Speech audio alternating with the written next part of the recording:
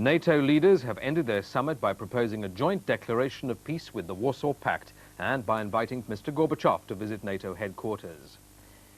Moscow has welcomed the NATO declaration, calling it a step in the right direction.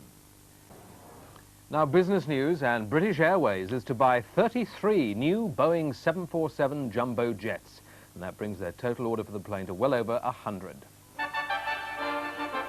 The deal is worth over £4 billion, British Airways' biggest single investment in aircraft. Share prices are up. At 1 o'clock, the 100 share index was up 8 points. The pound was up too by nearly a pfennig against the German mark and just slightly against the dollar.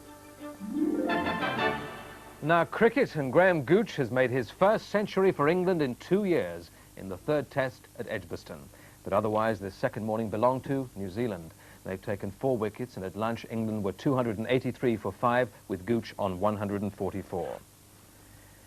The Church of England will decide this weekend whether to ban hunting on its land. 16,000 people have signed a petition in support of the Synod motion, calling on the church commissioners to oppose all forms of cruelty to animals. Deer and foxes are hunted on many tenanted farms owned by the church, and in many parishes a ban would be deeply controversial. Hundreds of Exmoor deer are culled annually to keep the population down. The debate is about the method of killing. Some 80 die each year after being pursued by the Devon and Somerset hunt, often over church land. There are other methods to control, apart from putting animals to a great deal of stress and terrorising them. This motion has upset a great deal of people, particularly in the country parishes. And in country parishes, farming and field sports are very much the fabric of their lives there. So it is offending a lot of people, you know, who regularly support their parish and their parish priests. Protesters find it hard to pin down which church-owned fields are hunted on, but cross-referencing of modern maps with old church lists has confirmed some examples. This film, taken by hunt opponents, shows a hind fleeing across field 202 at Skilgate in Somerset, owned by the Diocese of Bath and Wells.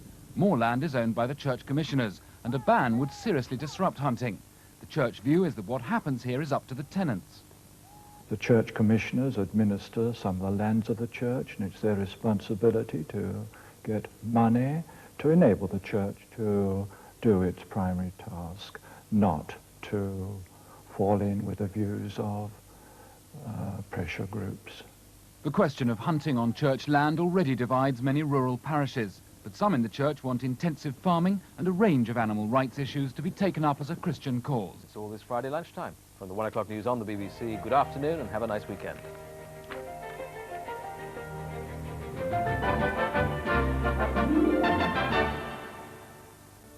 Well, we're in the queue for today's matches at Wimbledon, and we'll be taking our seats in just over 5 minutes, 20 minutes after we've enjoyed the match and mismatch of Neighbours.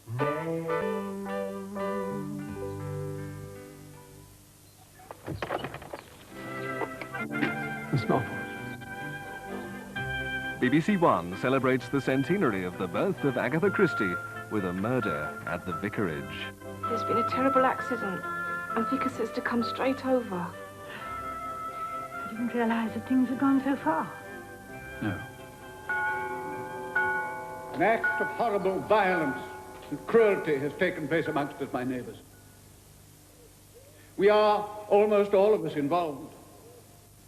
And those who are involved are guilty. Miss Marple in The Murder at the Vicarage, tomorrow at 9:20 on One. Now on BBC One, we're heading for the show courts of the most famous tennis club in the world, where we meet Harry Carpenter, waiting to introduce all the action at Wimbledon.